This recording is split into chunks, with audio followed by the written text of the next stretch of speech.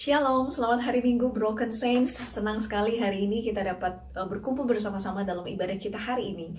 Ingatlah bahwa bukan karena kemampuan kita untuk memilih Yesus sebagai Tuhan dan Juru Selamat kita, sehingga kita dapat hadir membawa seru sembah kita kepada Allah, melainkan karena kasih anugerahnya, Ia yang memanggil setiap kita, Ia yang menyucikan setiap kita, Ia yang menyampaikan isi hatinya kepada kita, dan Ia pula yang mengutus kita untuk menghadirkan cintanya bagi dan di tengah dunia dalam kehidupan kita sehari-hari.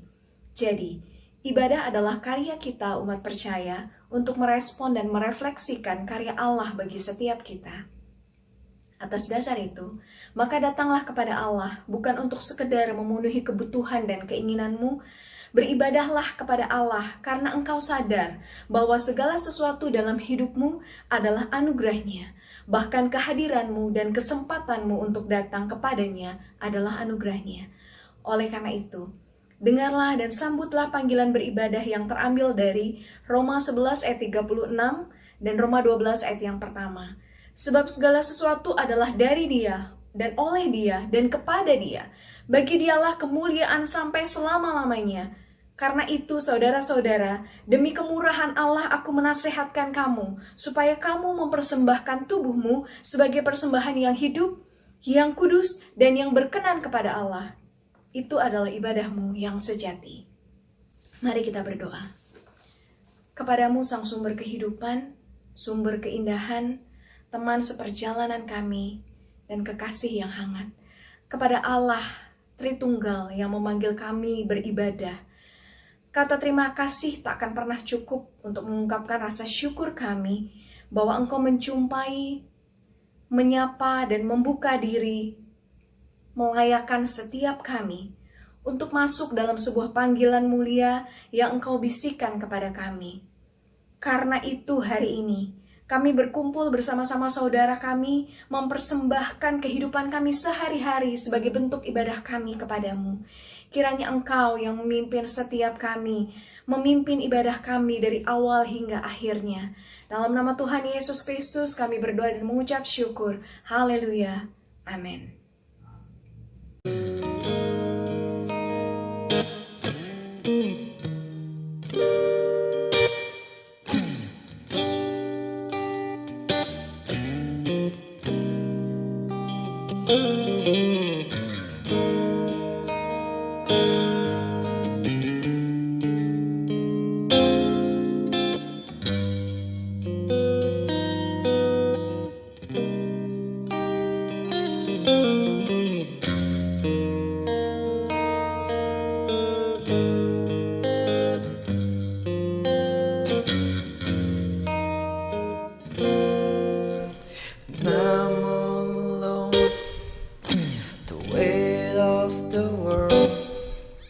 It's more than I can bear on my own. When all my plans have failed and I suffer the fear, I'm down on my knees, I can't get to my feet. Your love breaks through, reminds me of hope that I have in you, that I have in you.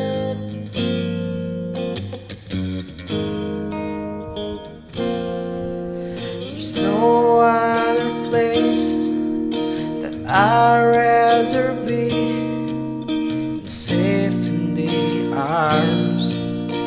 arms of my Savior.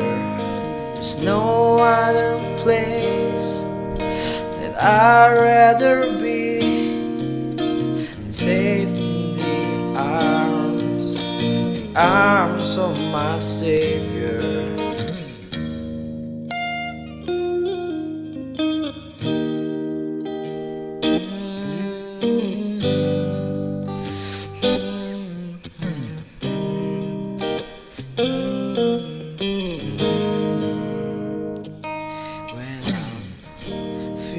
Overwhelmed, like I can't take anymore, throwing up my hands. All I see is the floor. I've looked to the north, the southwest and the east. As far as I see, can't find any peace. Then your grace breaks through, reminds me of the hope that I have in you, that I have in you.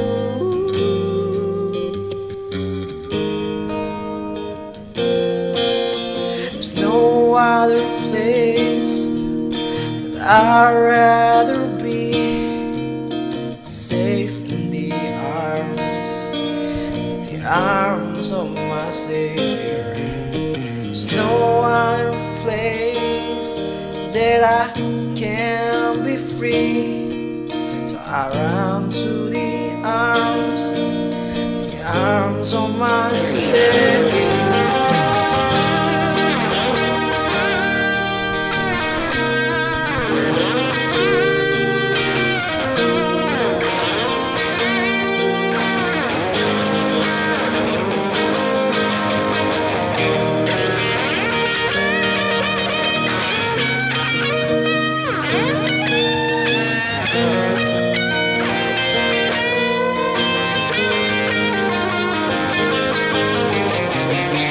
Life should be something to dread, 'cause I know you still know how many hairs on my head.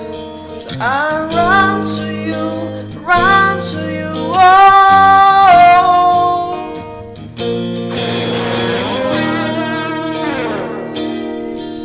there's no other place. There's no other place.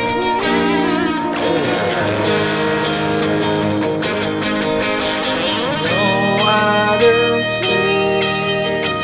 No other place. No other place.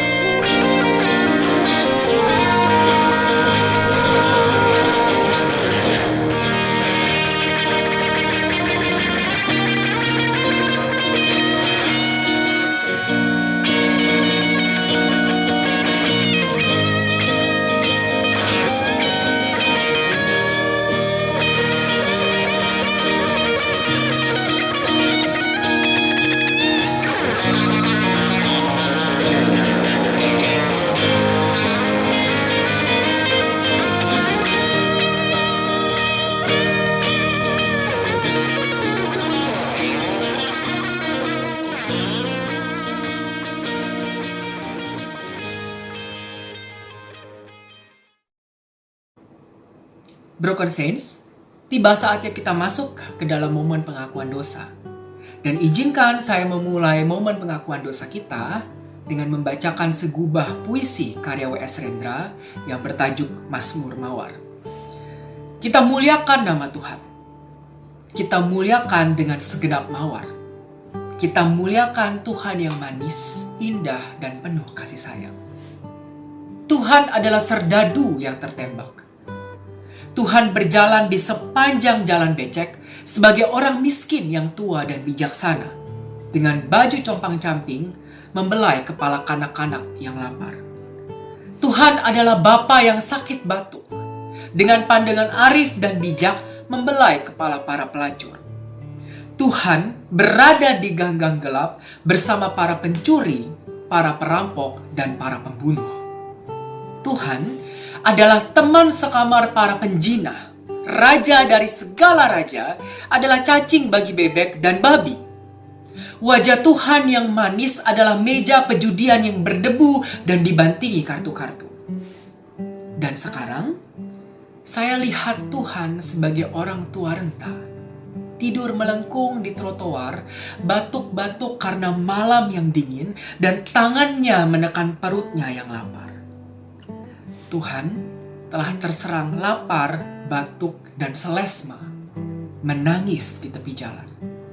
Wahai, Ia adalah teman kita yang akrab. Ia adalah teman kita semua. Para musuh polisi, para perampok, pembunuh, penjudi, pelacur, penganggur, dan peminta-minta. Marilah kita datang kepadanya, kita tolong teman kita yang tua dan baik hati. Alasan saya mengutip Mazmur Mawar di dalam momen pengakuan dosa kita adalah karena menurut saya puisi W.S. Rendra ini berhasil menangkap esensi empatik yang sama yang juga ditunjukkan oleh Matius 25. Tuhan kita adalah Tuhan yang mampu mengidentifikasikan dirinya dalam situasi lapar, haus, sakit, lemah, jatuh, dan putus asa. Tuhan kita adalah Tuhan yang mampu berjalan di sepatu ciptaannya yang paling hina. Dan kemampuan empatik dari Sang Kudus inilah yang memampukan kita, memungkinkan kita untuk datang berkali-kali seperti manusia tidak tahu diri untuk kembali meminta pengampunan dosa lagi dan lagi dan lagi dan lagi. Yesus tidak menolak kelancangan kita karena Yesus memahami secara personal kondisi keputusasaan kita yang tidak tahu malu, yang hanya bisa berharap kepada pengampunan Allah sebagai satu-satunya jalan keselamatan. Maka datanglah para broken saints, tidak perlu malu. Kita memang broken dan Allah mengetahui brokenness kita. Bawalah dosa-dosa kita dan akuilah semua di hadapan Allah. Sekalipun terasa seperti tidak tahu diri, tetaplah mohonkan pengampunan Allah. Percayalah bahwa Allah paham rasanya kehinaan yang paling hina. Dan Allah yang memahami kehinaan kita, memilih untuk mengampuni daripada menghakimi. Mari kita bersatu dalam doa. Dalam rasa malu kami datang, Tuhan. Kami datang ke dalam pelukan penerimaan Allah. Kami masuk ke dalam persekutuan dengan Trinitas yang memahami kehinaan kami yang paling hina. Dan di dalam penerimaan yang sempurna ini, kami bawa semua dosa-dosa kami dan kegagalan dan kelemahan kami. Kami memohon pengampunan Allah. Ampuni kami, Tuhan. Anugerahkan rahmat yang baru kepada kami, supaya kami boleh memulai lagi, supaya kami boleh memikul salib lagi, supaya kami boleh hidup di dalam anugerah pembaharuan sekali lagi. Kami akui ketidakberdayaan kami, dan kami berserah di dalam pengampunan Allah. Ampuni kami, Tuhan. Kami serahkan seluruh hidup kami. Dan di dalam iman, oleh karena pengorbanan anak-Mu Yesus Kristus, kami terima pengampunan itu. Di dalam pengampunan Allah dan untuk kemuliaan Allah, kami sekarang hidup dan berjalan memikul salib. Di dalam nama Yesus, kami berdoa dan mengucap syukur untuk pengampunan-Mu. Amin. Broken Saints, hiduplah sekarang di dalam rahmat yang baru dari Allah. Dan di dalam rahmat yang baru ini, bolehkah saya mengundang kita semua untuk menunjukkan empati yang sama, seperti yang sudah ditunjukkan Yesus kepada kita, kepada saudara-saudara kita yang lain. Sekarang giliran kita untuk belajar mengidentifikasikan diri dengan mereka yang lapar, haus, sakit, lemah, jatuh, dan putus asa. Sekarang giliran kita untuk belajar menempatkan posisi di sepatu saudara-saudara kita yang terus-menerus jatuh ke dalam lubang yang sama. Mereka butuh penerimaan empatik yang sama dengan kita. Pastikan anugerah dan rahmat baru yang telah kita terima bisa kita teruskan kepada yang lain, dari broken saints yang satu kepada broken saints yang lain. Dan sekarang saya ingin mengajak kita semua untuk masuk ke dalam bagian liturgi berikutnya, yakni pengakuan iman rasuli. Mari bersama-sama kita mendeklarasikan landasan iman yang menjadi identitas kekristenan kita. Aku percaya kepada Allah, Bapa yang Maha Kuasa, Khalik langit dan bumi. Dan kepada Yesus Kristus Tuhan kita yang dikandung dari Roh Kudus, lahir dari anak darah Maria, yang menderita sengsara di bawah pemerintahan Pontius Pilatus, disalibkan, mati dan dikuburkan, turun ke dalam kerajaan maut.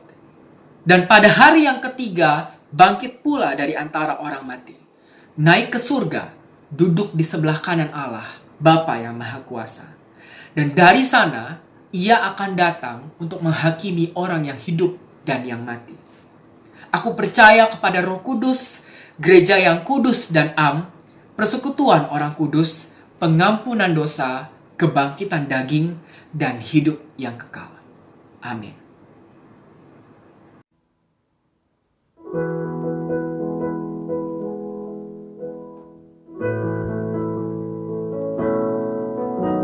Before the world began, you were on His mind. Every tears you cry is precious in His eyes. Because of His great love, He gave His only Son. Everything was done so you would come. Nothing you can do could make Him love you more. Nothing that you've done could make Him close the door. It's because of His great love, He gave His only Son. Everything was done so you would come. Come to the Father, though your gift is small. Broken hearts, broken lives, He will take them all. The power of the Word, power of His blood, everything was done so you would come. There's nothing you can do could make Him love you more. Nothing that you've done could make Him close the door. It's because of His great love, He gave His only Son. Everything was done so you would come. Come to the Father, though your gift is small. Broken hearts, broken lives, He will take them all. The power of the Word, the power of His blood, everything was done so you would come. Come to the Father, though your gift is small. Broken hearts, broken lives, He will take them all. The power of the Word, the power of His blood, everything was done so you would come. The power of the Word, the power of His blood, everything was done so you would come. The power of the Word, the power of His blood, everything was done so you would come.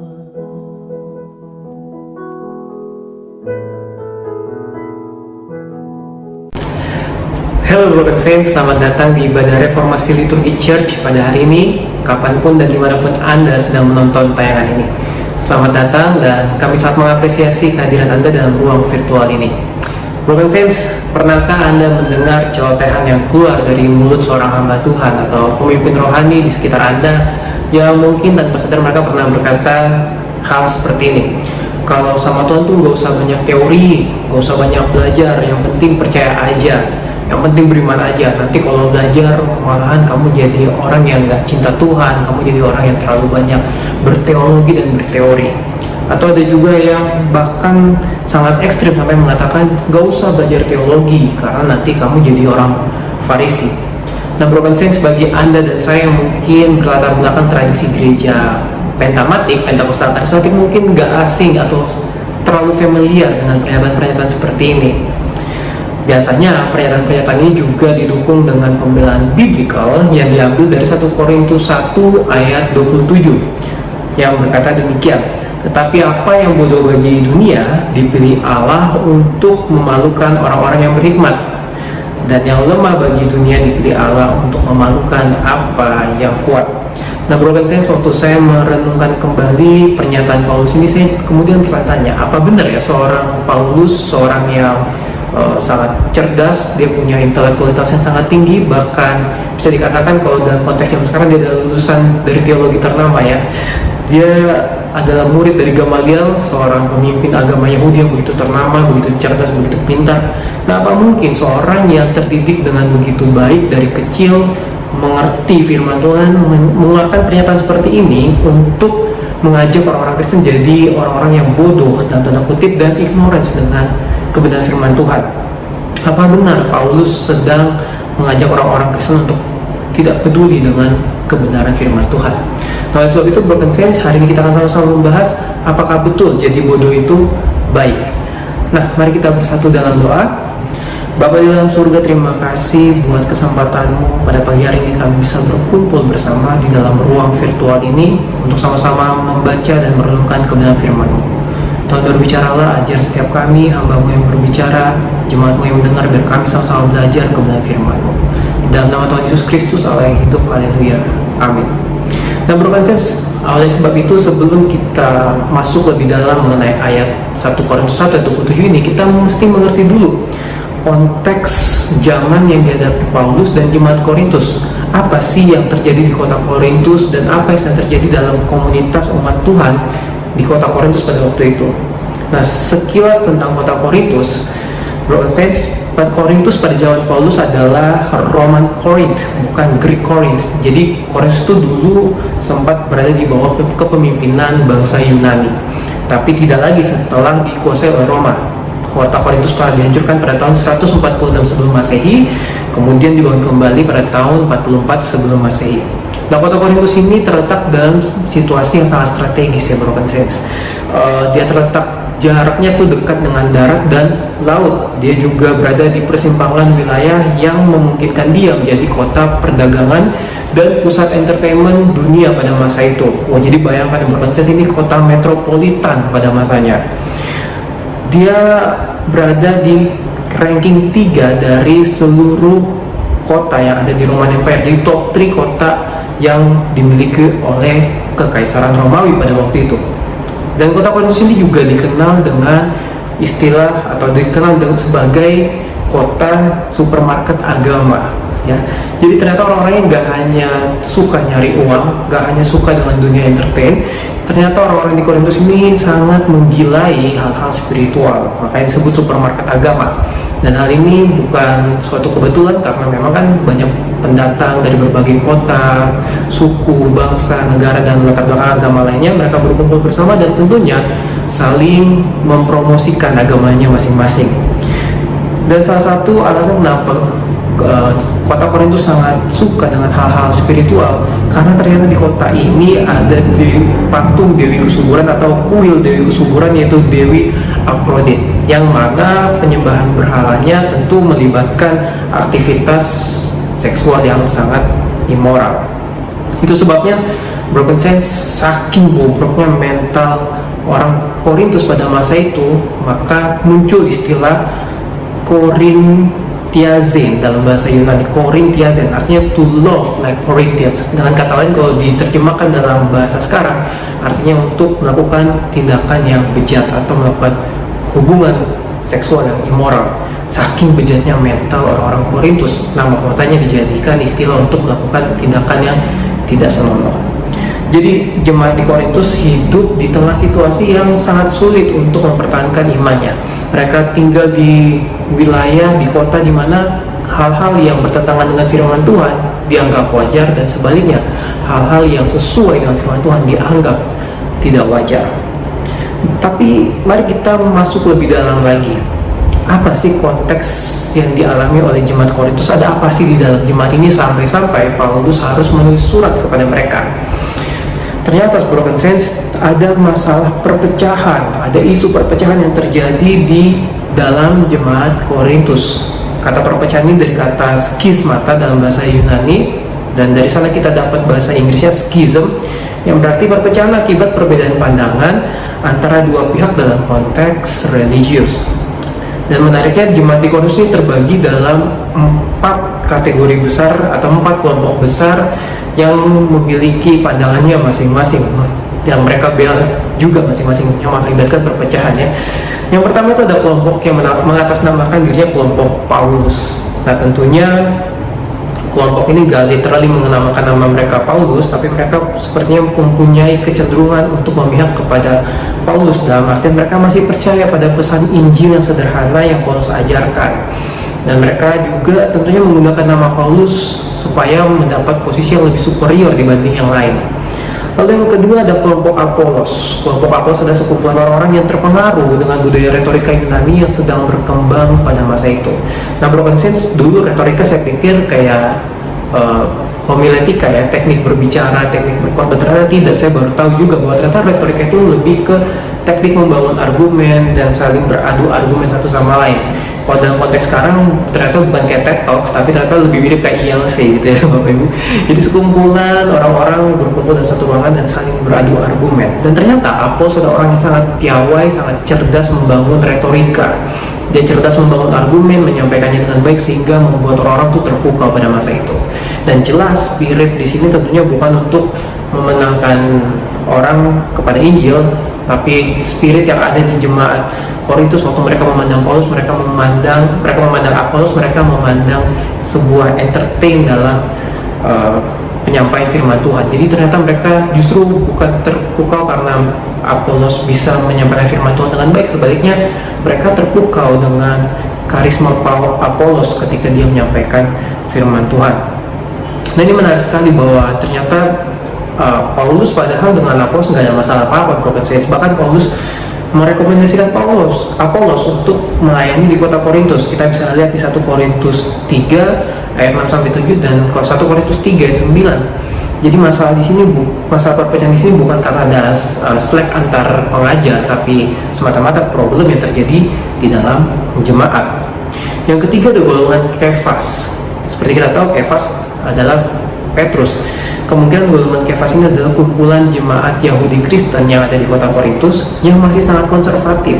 Mereka masih sangat anti dengan nilai-nilai anugerah cuma-cuma. Mereka masih demen dengan hukum-hukum Taurat. Mereka masih demen Injil yang berada di bawah hukum ya. Jadi mereka agak nggak suka nih kalau orang terlalu banyak ngomong kasih karunia. Mereka lebih suka kalau mereka dengar pengajaran-pengajaran tentang hukum Taurat, tentang Christian living dan lain sebagainya. Mereka lebih suka hal-hal seperti itu.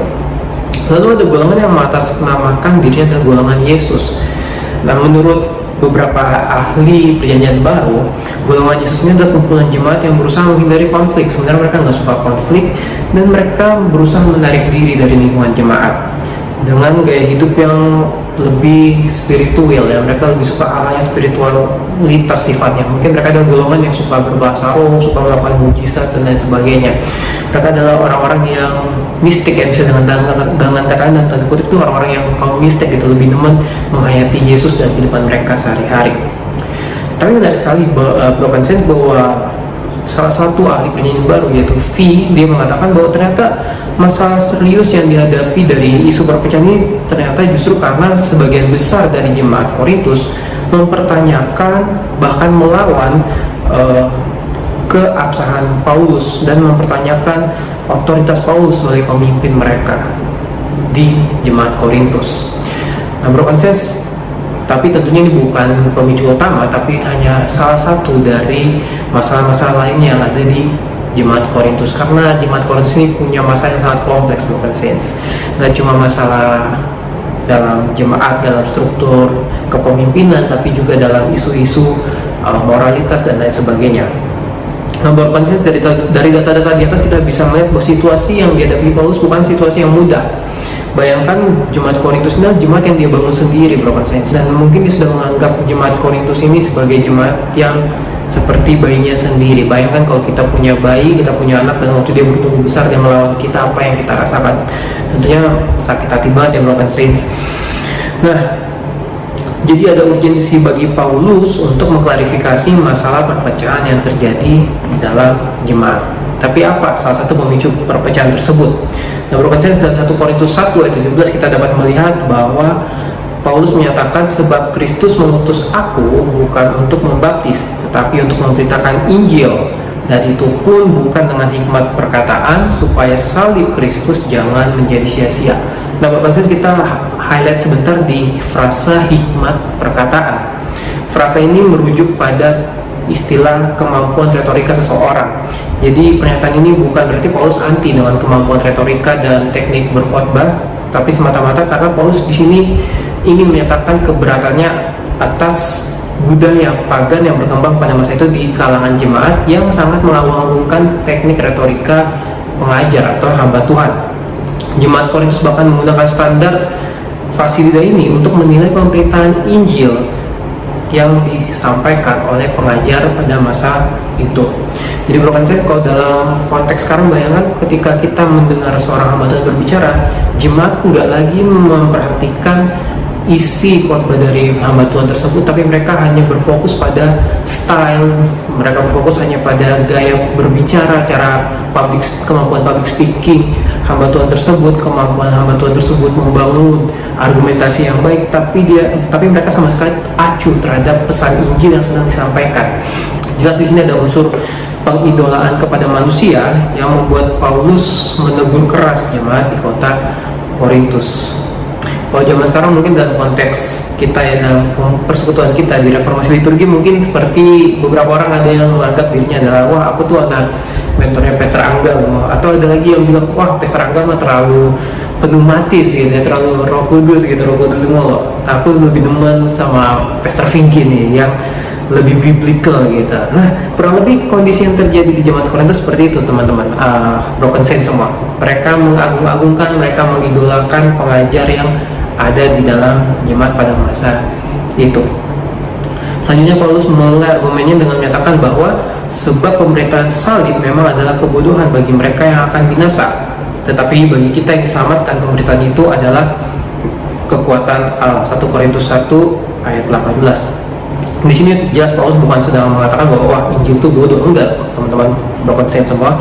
Tetapi Paulus ingin mengatakan kembali kepada jemaat Korintus bahwa Injil pada dasarnya adalah sebuah kebodohan bagi orang-orang yang tidak percaya, orang-orang yang di luar komunitas iman Kristen. Dan sebabnya agak membingungkan ketika orang-orang Kristen justru menetapkan standar duniawi, standar orang yang tidak percaya kepada Tuhan, kepada orang-orang yang menyampaikan firman Tuhan, kepada Injil. Jadi tidak peduli betapa piawai dan hebat kemampuan retorika seorang hamba Tuhan, cara penyampaiannya, gaya berbicara, penampilan, jumlah followers di Instagram atau TikTok kalau di zaman sekarang, itu gak ada apa-apanya, melainkan yang paling utama dan yang harus menjadi fokus utama jemaat Tuhan di kota Korintus dan bagi kita pada hari ini adalah tetap sama, yaitu pesan Injil yang disampaikan. Maka mereka seharusnya kembali menyadari bahwa pesan Injil pada dasarnya merupakan kebodohan bagi hikmat dunia. Like, come on, jika Anda dan saya bukan orang Kristen, apakah Anda mau percaya ketika ada seseorang yang mengatakan ada nih seorang pria Yahudi berusia sekitar 30-an tahun membangun suatu komunitas orang percaya yang mengikut dia, dan kemudian orang Yahudi ini yang dulunya adalah tukang kayu, tiba-tiba dia mati disalib, terus dia bangkit naik ke surga. Bisakah Anda dan saya mempercayai hal itu kalau kita bukan orang Kristen? Kalau kita orang di luar Kristen, orang-orang yang nggak mengenal Tuhan, mungkinkah kita akan percaya dengan berita Injil bahwa ada satu pria Yahudi berusia 30-an tahun membangun cult, mati disalib, terus tiba-tiba bangkit, terus naik ke surga gitu kayak alien? It's beyond our knowledge, itu melampaui akal kita dan sangat sulit sebenarnya untuk bisa percaya pada pesan Injil. Itu sebabnya Bapak Ibu Saudara-saudari sekalian, Broken Saints dimanapun Anda berada, kalau sampai hari ini kita masih bisa percaya pada pemberitaan Injil, bersyukurlah. Saya suka bercanda ketika saya ditanya sama orang, apa kabar bro gitu, saya suka jawab ini, puji Tuhan masih Kristen. Awalnya saya mikir ya lucu-lucu aja gitu, buat lucu-lucuan, tapi setelah saya merenungkan firman Tuhan ini, setelah saya kembali memikirkan iman saya sadar bahwa ternyata ketika kita ditanya dan kita masih bisa menjawab saya Kristen, saya percaya Tuhan, saya percaya pesan Injil, itu adalah sebuah anugerah, Broken Saints, sebuah anugerah. Bersyukurlah kalau sampai hari ini kita masih punya iman untuk percaya kepada pesan Injil. Nah, selanjutnya Paulus mengontraskan pesan Injil, kebenaran Injil dengan budaya Yahudi dan Yunani dalam 1 Korintus 1 ayat 22 sampai 25. Nah, benar sekali Broken Saints, di sini saya melihat Paulus seperti membuat argumen yang begitu indah. Dia menggunakan teknik retorika yang katanya tadi diagung-agungkan oleh orang Korintus. Di satu sisi dia lawan, tapi ternyata dia gunakan juga teknik retorika yang sama untuk mengontraskan Injil dengan hikmat dunia, yaitu hikmat Yahudi dan Yunani. Kita bisa lihat di sini bahwa dalam 1 Korintus 22 ayat 1 ayat 22 sampai 25, firman Tuhan berkata, orang-orang Yahudi menghendaki tanda dan orang-orang Yunani mencari hikmat, tetapi kami memberitakan Kristus yang disalibkan. Untuk orang-orang Yahudi suatu batu sandungan, dan untuk orang-orang bukan Yahudi suatu kebodohan. Nah, Broken Saints, sampai di sini dulu. Kita lihat di sini sebenarnya ada semacam struktur ya. Tanpa disadari ada semacam struktur bahwa yang pertama tuh Yahudi menghendaki tanda. Lalu yang kedua Yunani mencari hikmat. Di tengah-tengahnya ada kalimat tetapi kami memberitakan Kristus yang disalibkan. Di bawahnya lagi kembali diulang oleh Paulus, bagi Yahudi yaitu batu sandungan, dan bagi orang bukan Yahudi suatu kebodohan. Jadi di sini Paulus ingin menekankan keutamaan Injil dari pesan yang ia sampaikan, bahwa melampaui hikmat manusia, melampaui hikmat orang-orang yang mencari tanda, mencari hikmat, ada kekuatan Injil yang begitu luar biasa, yaitu Kristus yang disalibkan. Suatu hal yang dianggap kebodohan tapi menjadi kekuatan dan hikmat Allah.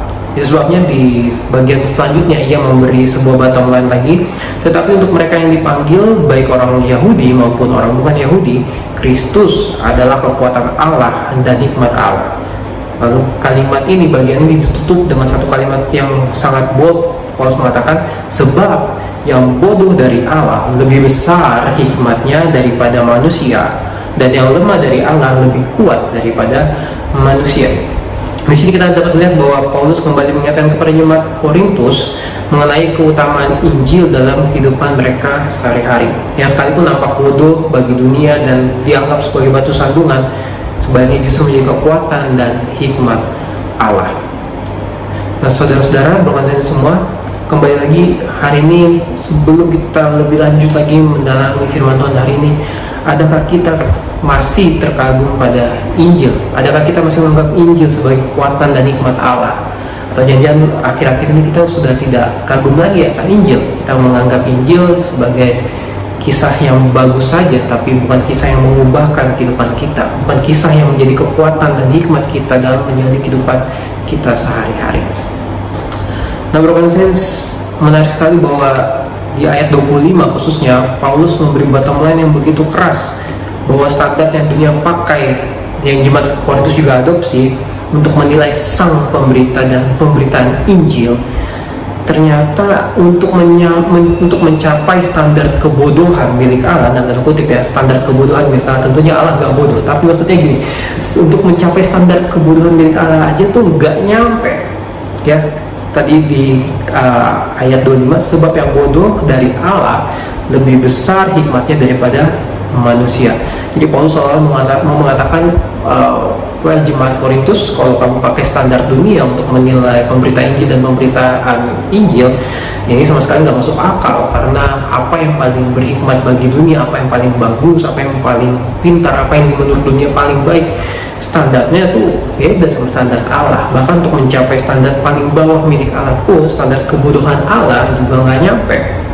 Tidak hanya itu, Paulus kembali memberi teguran keras, tamparan keras. Ini double combo nih, Paulus menghajar jemaat Korintus ya, dan tanda kutip menghajar, tentunya dalam terang kasih Tuhan ya, dia menegur jemaat Korintus. Kemudian di ayat 26 dia mengingatkan jemaat Korintus seperti ini. Ingat saja saudara-saudara, bagaimana keadaan kamu ketika kamu dipanggil.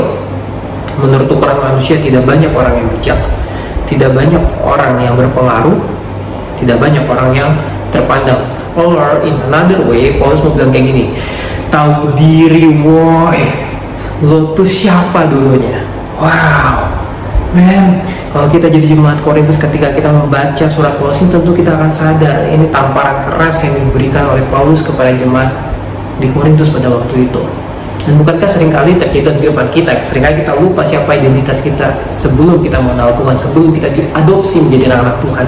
Itu sebabnya Paulus kemudian memberi pernyataan yang tadi di awal khotbah sudah saya singgung ya teman-teman, saat broken sense semua, yaitu di 1 Korintus 1 ayat 27, tetapi apa yang bodoh bagi dunia dipilih Allah untuk memalukan orang-orang yang berhikmat, dan apa yang lemah bagi dunia dipilih Allah untuk memalukan apa yang kuat, dan apa yang tidak terpandang dan yang hina bagi dunia dipilih Allah, bahkan apa yang tidak berarti dipilih Allah untuk meniadakan apa yang berarti. Dan ini tujuannya broken sense. Di ayat 29 dikatakan, supaya jangan ada seorang manusia pun yang memegahkan diri di hadapan Allah. Jadi jelas broken sense 1 Korintus 1 ayat 27 sampai 28 tidak bertujuan untuk mengajak kita jadi orang-orang Kristen yang bodoh. Karena Paulus lagi ngomong sama jemaat Korintus, jemaat yang kaya akan pengetahuan, mereka kaya akan pengalaman spiritual, mereka jemaat yang dan tanda kutip sudah dewasa, sudah perfect gitu ya, atau menurut ukuran dunia mereka mungkin udah, wah gila ini jemaat keren banget, pintar-pintar teologi, mereka juga sangat rohani sekali kehidupannya. Tapi sekali lagi itu hanya tampak luarnya, broken sense. Di dalamnya mereka sudah meninggalkan kasih mula-mula itu, mereka sudah enggak lagi terpukau kepada Injil. Itu sebabnya beberapa kali Paulus mengingatkan mereka untuk kembali kepada Injil, kembali kepada kasih semula. Jadi broken sense, sadar diri membuat kita terhindar dari kesombongan rohani. Salah satu isu dalam jemaat Korintus adalah mereka memiliki kesombongan rohani. Mereka berpikir bahwa mereka memiliki banyak pengetahuan, mereka sudah memiliki banyak kemampuan rohani, karunia rohani, mereka diperkayai oleh segala macam mujizat, nubuat dan pengetahuan. Tapi hal tersebut justru membuat mereka menjadi sombong rohani. Jadi perlu kita ingat di sini broken sense bukan berarti kita harus jadi orang yang bodoh secara literal, kita ignorant sama kebenaran firman Tuhan. No, enggak, sebaliknya. Justru firman Tuhan dalam 1 Korintus 1 ayat 27 ini mengingatkan kita bahwa ketika kita sudah belajar kebenaran firman Tuhan, ketika kita sudah memiliki banyak pengetahuan, ketika kita sudah memiliki banyak pengalaman indah bersama Tuhan, jangan sombong rohani. Jadi isunya di sini adalah isu kesombongan rohani, bukan supaya jadi goblok rohani. Sorry itu saya menggunakan istilah goblok karena banyak orang Kristen yang senang berada di zona kebodohan rohani. Nah, broken sense, hari ini saya mau mengajak kita untuk merefleksikan kehidupan kita akhir-akhir ini. Bukankah sama seperti jemaat di Korintus, banyak dari kita yang tanpa disadari atau mungkin sadar, tapi masih denial dengan dosa kesombongan rohani ini? Cara ceknya gampang kok. Yang pertama, broken sense, berapa banyak dari kita yang akhir-akhir ini lebih sering bersikap judgmental ketika mendengar firman Tuhan? Berapa banyak dari kita yang ketika memandang teman seiman kita, teman di lingkungan rohani kita, bahkan pemimpin rohani kita yang mungkin gak punya pengetahuan yang lebih banyak dari kita, seberapa sering kita memandang mereka sebelah mata dan kita bergumam dalam hati kita, bego banget sih orang, kok gak mau belajar firman Tuhan, gitu aja kok gak bisa. Berapa banyak dari kita yang seperti itu, broken sense. Kita belajar banyak, kita tahu banyak, tapi bukan kasih yang timbul di dalam diri kita, melainkan sebuah arogansi. Bukan kasih tapi arogansi bahkan yang bersifat rohani. Wow, udah arogan rohani lagi ya. Wow, bukan hal yang mudah broken saints, karena saya pribadi pun saya juga mengalami hal yang sama. Saya sedang bergumul dengan hal ini, dan ketika saya mempersiapkan firman Tuhan ini, saya sadar bahwa orang pertama yang ditegur oleh firman Tuhan ini adalah diri saya sendiri. Nah, broken saints, sekali lagi mari kita renungkan diri kita. Apakah pengetahuan yang banyak itu, pengalaman yang banyak itu dengan Tuhan justru membuat kita menjadi orang yang arogan, bukan jadi orang yang punya kerendahan hati? Yang kedua, broken saints, seberapa banyak dari kita akhir-akhir ini lebih bangga dengan ajaran teolog atau pendeta tertentu sampai-sampai kita merasa diri kita lebih baik dan lebih benar sendiri dibanding orang lain. Itu sebabnya ketika kita lebih mengagung-agungkan ajaran dan pribadi teolog atau hamba Tuhan tertentu, bahkan tanpa segan-segan membantai orang-orang yang berbeda paham dengan kita, mari kita renungkan kembali, apakah itu didasari oleh kasih supaya orang tersebut berubah, atau didasari oleh arogansi rohani. Yang terakhir, broken saints, berapa banyak dari kita yang sudah tidak lagi kagum dengan pemberitaan Injil? Berapa banyak yang ketika kita datang ke rumah Tuhan, ketika kita berdoa, ketika kita menghadap Tuhan dalam ruang-ruang pribadi kita datang dengan kepercayaan diri yang dibangun dari kepercayaan diri palsu. Kita menganggap, oh saya udah bertobat, saya udah percaya Tuhan, saya berhak menerima keselamatan, saya berhak untuk mendapat pengampunan, tapi tidak ada penyesalan di balik itu.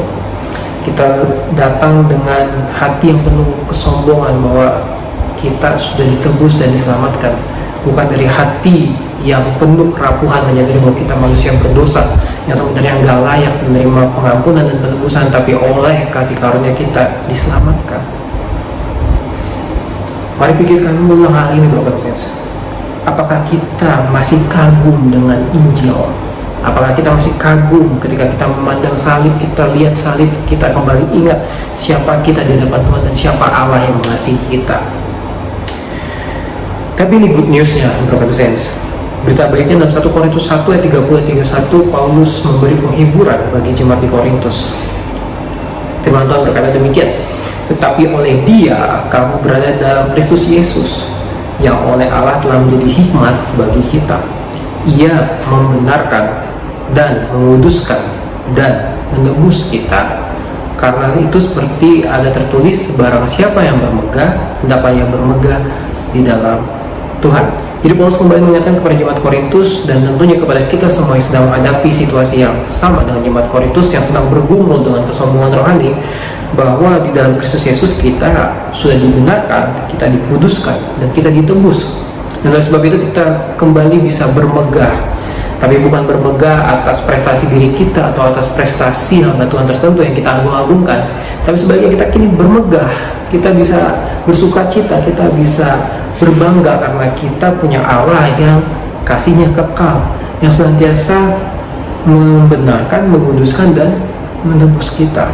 Oleh sebab itu, broken saints, hanya ketika kita kembali menyadari betapa rapuh dan berdosanya kita di hadapan Allah, betapa bodoh hikmat kita dibandingkan hikmat Allah, hanya di titik itulah, di titik terendah dalam hidup kita, menyadari keberdosaan kita, keterbatasan kita, kita baru bisa terbebas dari belenggu kesombongan rohani, dan sebaiknya bisa berbangga dan bermegah di dalam Tuhan. Jadi beberapa takeaways yang bisa saya berikan pada hari ini bagi Anda yang sedang menonton tayangan ini. Yang pertama, jadi bodoh itu baik. Steve Jobs dalam pidatonya di hadapan lulusan Stanford pada tahun 2005 pernah mengatakan satu kutipan yang begitu powerful. Dia mengatakan, stay hungry, stay foolish. Tetaplah merasa lapar dan tetaplah merasa bodoh. Saya pikir pernyataan Steve Jobs ini juga paralel ya, sama gitu dengan pernyataan Paulus ketika mengingatkan jemaat Korintus untuk tetap menjadi bodoh. Karena hanya ketika kita menyadari keterbatasan kita, hanya ketika kita menyadari bahwa kita ini nggak bisa memahami Tuhan sepenuhnya, Tuhan itu terlampau besar, terlampau agung, terlampau sulit untuk dimengerti. Hanya ketika kita merasa bodoh di hadapan Tuhan, kita dapat memiliki kemampuan untuk terus mengejar Tuhan, untuk terus mau mengenal Tuhan, untuk terus mau diajar sama Tuhan. Di sisi lain, jadi bodoh itu baik dalam artian ketika orang-orang di sekeliling kita menganggap kita bodoh karena begitu eager, begitu semangat untuk belajar dan mengenal Tuhan, lewat kelas-kelas komunitas atau belajar teologi bersama. Itu baik kalau kita dianggap bodoh karena seperti itu. Tetaplah belajar, bukan untuk membuktikan diri kalau kita tuh pintar, kita tahu banyak, tapi sebaliknya, karena kita punya kerinduan untuk mengenal Tuhan lebih dan lebih dalam lagi. Dan yang terakhir, broken sense, kembali kepada Injil. Martin Luther mengatakan bahwa kita harus menginjili diri kita setiap hari, karena kita melupakannya setiap hari. Kita lebih suka ya sebenarnya menginjili orang lain gitu.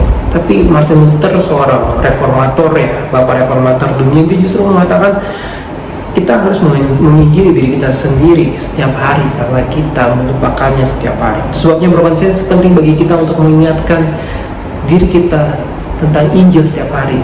Injil berbicara tentang siapa kita di hadapan Tuhan, yaitu manusia berdosa yang layak menerima hukuman, yang layak untuk binasa, tapi Tuhan yang penuh kasih justru menyelamatkan dan menebus kita. Ketika kita merenungkan Injil, ketika kita setiap hari diingatkan Injil, maka tidak ada ruang bagi kesombongan, karena kita sadar siapa diri kita di hadapan Tuhan, dan kita sadar siapa Tuhan yang begitu mengasihi kita. So broken sense, kiranya firman Tuhan menolong dan memberkati kita pada hari ini, dan mari kita bersatu di dalam doa. Bapa dalam surga, terima kasih Tuhan buat firman-Mu pada pagi hari ini, siang hari ini, malam hari ini. Terima kasih buat firman-Mu yang mengubahkan hati dan pikiran kami.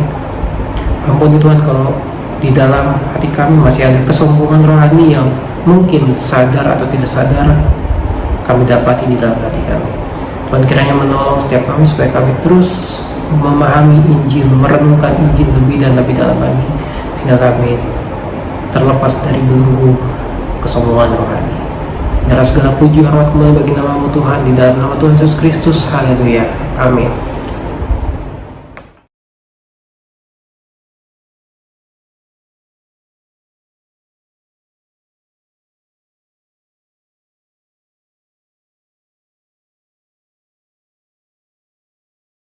Halo Broken Chains, demikianlah firman Tuhan yang telah kita dengar bersama, bahwasannya kita hidup bukan untuk memenuhi standar pribadi atau kelompok tertentu. Kita hidup di dalam arah panggilan Tuhan kepada setiap kita. Dan di dalam kesadaran kita bahwa kita dipanggil, diarahkan untuk menuju kepada apa yang menjadi rencana dan tujuan Tuhan dalam kehidupan kita. Ketika kita melihat betapa besarnya Allah yang memanggil kita itu, maka hanya ada satu hal yang kita sadari, bahwa kita adalah pribadi yang rapuh, kita adalah pribadi yang bodoh, kita adalah pribadi yang ringkih. Namun kesadaran akan kerendahan kita itu bukan lantas membuat kita menjadi pribadi yang skeptis, pribadi yang anti dengan belajar. Tetapi di dalam kesadaran itu malahan kita diajak, kita dipanggil, kita digerakkan untuk terus mengejar pengenalan akan Kristus. Pengenalan akan Injil yang seringkali dianggap bodoh. Karena itu, biar kiranya kita menghidupi kehidupan kita sehari-hari di dalam sebuah semangat untuk mengenal Allah dan memperkenalkan Allah bagi sesama kita. Menghadirkan cinta kasih-Nya bagi dunia yang dikasihinya. Karena itu, arahkan hatimu kepada Tuhan dan terimalah berkat Tuhan. Allah Bapa Sang Sumber Hikmat dan Rahmat senantiasa merengkuh engkau di dalam Kristus Yesus, Sang Rahim Semesta, Sang Wujud Hikmat Ilahi. Dan biar kiranya Roh Kudus yang mewahyukan segala sesuatu tentang Allah senantiasa mendiami, bergerak, bekerja, dan memenuhi seluruh kehidupan kita. Sehingga kehidupan kita yang rapuh ini senantiasa menjadi kehidupan yang terus menghadirkan Allah Tritunggal dengan cintanya yang tak terbatas bagi dunia. Hari ini dan sampai selama-lamanya. Amin. Selamat hari Minggu buat kita semua, dan selamat menjalani hari kita sebagai ibadah sehari-hari. Tuhan Yesus memberkati kita.